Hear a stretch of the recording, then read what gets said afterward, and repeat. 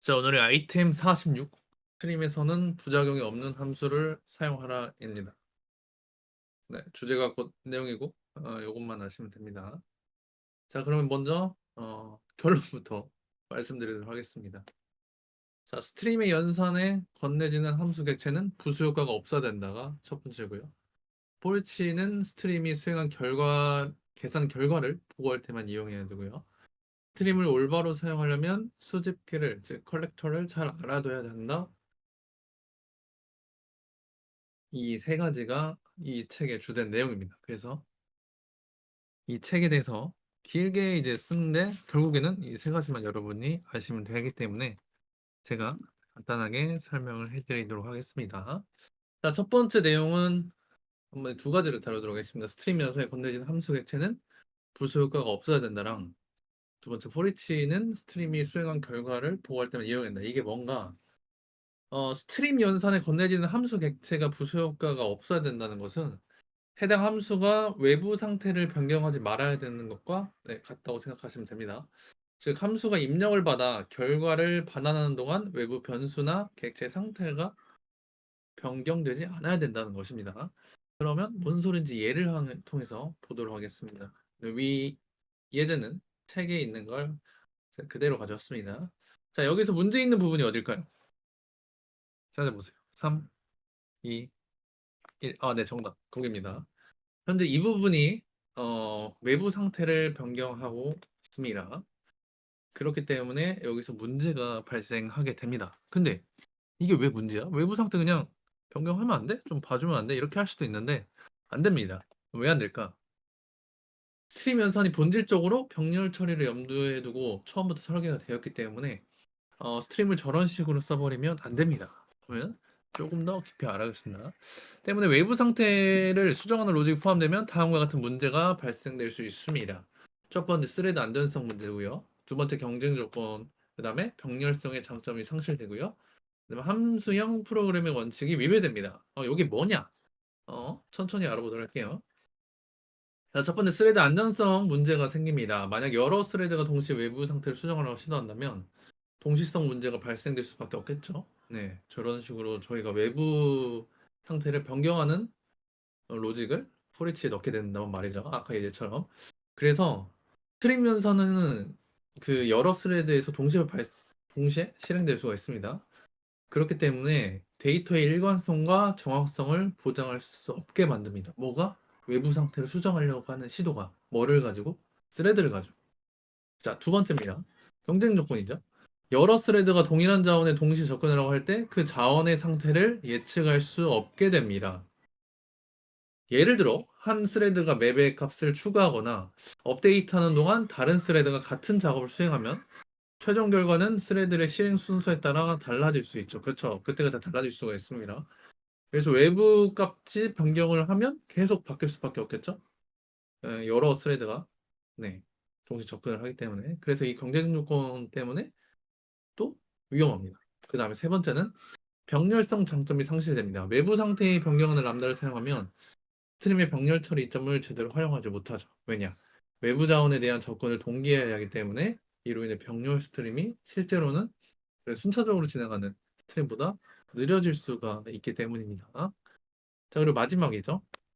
함수형 프로그래밍 원칙에 위배됩니다. 자바의 스트림 API는 함수형 프로그래밍 패러다임을 따르도록 설계가 되어 있기 때문에 함수형 프로그래밍에서 불변성과 상태 없음을 중시하는데 외부 상태 수정은 이러한 원칙을 반하게 됩니다. 그렇기 때문에 이런 네 가지 이유 때문에 스트림 내부에서 외부 값을 수정하는 것은 굉장히 위험한 행동입니다. 그래서 아까 같이 처음에 저희가 봤던 대로 위에 대해서 이런 식으로 외부 상태를 변경을 하면 안 됩니다. 그러면 책에서는 어떻게 이거를 수정을 했느냐? 요거는 간단하게 수정을 했습니다. 이 함수는 그냥 단순하게 텍스트 파일에서 단어별 수를 세어 빈도표를 만드는 일을 하는 함수인데 요거를 어떻게 했는지 머릿속으로 상상해 보십시오. 3초 드릴게요. 3, 2, 1. 이렇게 수정을 했습니다. 그래서 그룹핑 바이를 써서 이런 식으로 간단하게 해결하는 모습을 볼 수 있습니다. 그룹핑 바이는 어차피 저희가 뒤쪽에서 한 번 더 살펴볼 거니까 네, 지금 깊게 생각하지 않으셔도 됩니다. 자, 이렇게 해서 저희가 두 가지 알아봤죠. 스트림 연산에 건네는 함수 객체는 부수 효과가 없어야 된다. 즉 외부 상태를 변경시키면 안 된다를 알았고, 그다음에 포리치는 스트림이 수행한 수행 결과를 보고할 때만 사용해야 된다. 그러면 저런 거 같은 경우 아까 저희가 그룹핑 바이 이런 걸 사용했잖아요. 이제 그랬을 때 저러한 거를 할 때 포리치를 사용하는 게 아니라 다른 스트림 그 수집기를 즉 컬렉터를 잘 사용해라 이 말입니다. 그래서 이 책에서는 이 내용 이후로는 컬렉터의 여러 가지 메서드에 대해서 설명하면서 어떠한 조건에서 떤 거를 사용하는지 그에 대해서 간단하게 다 훑어 주기를 합니다. 하지만 저희는 시간 제한이 있기 때문에 저희가 전부 다 다루진 않겠지만 어느 정도는 다루는 것들은 네, 자주 사용될 만한 것들 또는 중요한 것들은 다루고 있으니까 걱정하지 마시고요. 자, 그러면 스트림을 올바로 사용하려면 수직기를 잘 알아둬야 된다. 이게 뭔 말이냐? 아까 같이 포리치를 그냥 막 무분별하게 사용하지 말고 그거 대신에 컬렉터스를 미리 만들어 놨으니까 그거를 사용해랍니다. 그런데 이 책이 쓰여질 당시에는 36개 정도 메서드가 존재했는데 지금은 버전이 계속 업그레이드 되면서 50개가 넘어갑니다. 그래서 여러분들도 직접 보실 수 있어요. 이 컬렉터스의 클래스에 직접 가보시면 수많은 메서드들이 존재합니다. 50개 이상이고요. 그 중에 이제 대표적인 것들이 조금 많이 써보셨을 뭐 트리스트, to set, to collection이죠. 이것들은 뭐 차례대로 맨 리스트는 뭐 리스트를 반환하고요. 두 번째는 집합을 반환하겠죠. 그다음 세 번째는 프로그래머가 지정한 컬렉션 타입을 반환하게 됩니다. 그래서 이 모든 메서드 50개를 전부 다 둘러볼 수는 없고요. 이 중에서 중요한 수직계 팩터리인 toList, toSet, toMap, Grouping by Joining이 있는데 저희는 이 두 가지만 알아보도록 하도록 하겠습니다. 먼저 toMap입니다.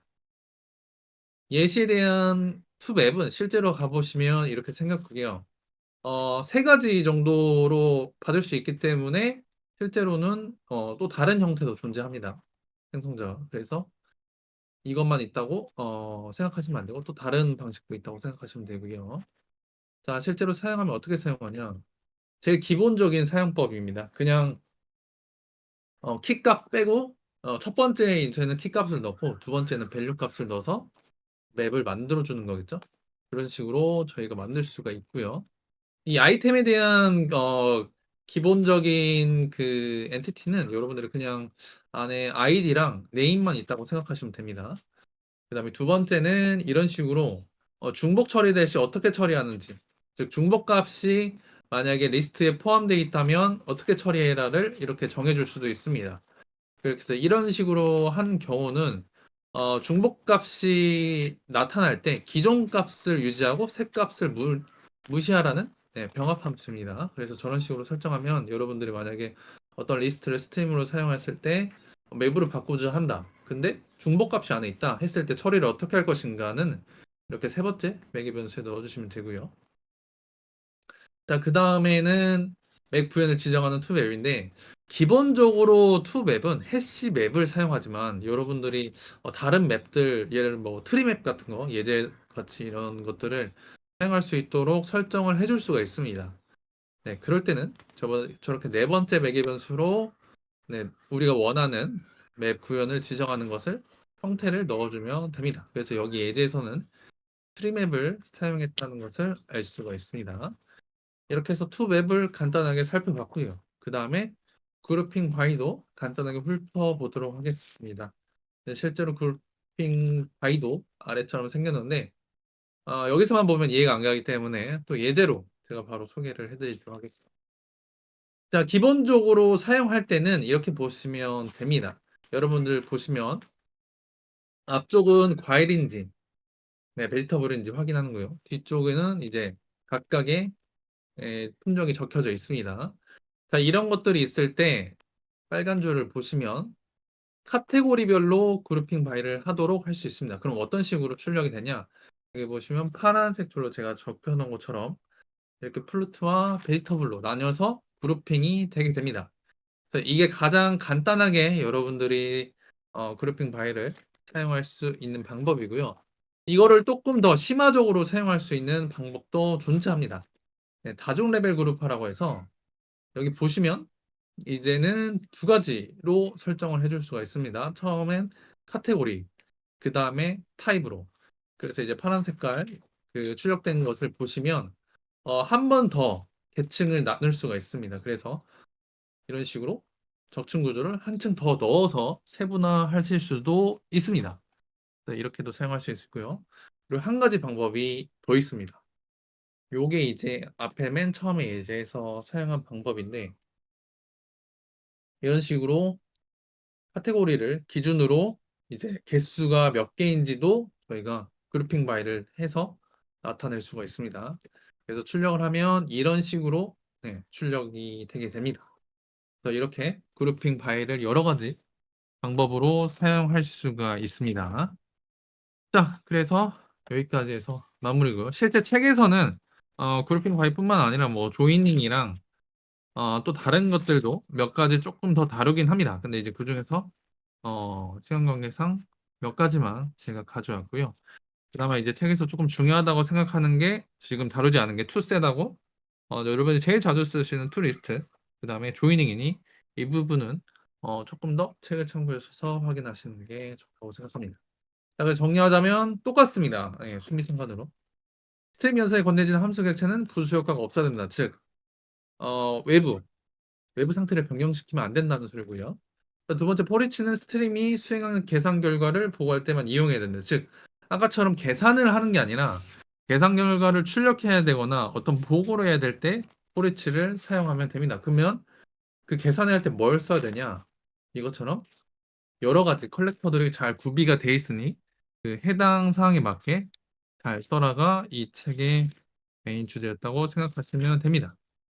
지금은 버전업이 많이 돼서 50개 이상이 준비되어 있으니까 여러분들이 그것을 네, 공부하시면서 실사용에 잘 활용하시면 계산 결과도 잘 그 로직을 만드실 수 있고 계산 결과를 출력할 때도 잘 사용하실 수 있게 됩니다. 뭐를요? 스트림을요.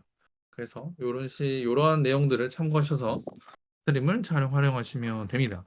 그래서 오늘 아이템 46 스트림에서는 부작용 없는 함수를 사용해라. 발표는 여기까지입니다.